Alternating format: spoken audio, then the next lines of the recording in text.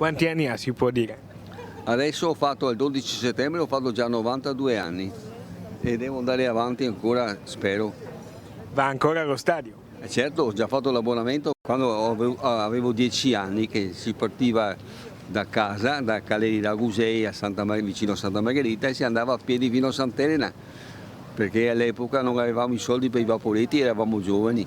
Amedeo Vianello ha messo per la prima volta piede nel glorioso stadio Pierluigi Penzo di Sant'Elena nella stagione calcistica 1939-40. Da bambino è cresciuto con il mito del Venezia Calcio di Loic Mazzola, vincitore della Coppa Italia, e ancora oggi, da più di 80 anni, continua a seguire la squadra in Serie A in casa e se possibile anche in trasferta, con lo stesso entusiasmo.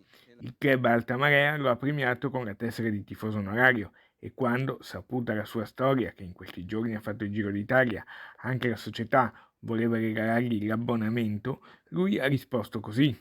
Mio figlio me l'ha già fatto per l'opzione, perché come come anziano e come vecchio abbonato abbiamo avuto la prelazione e l'abbiamo già fatto.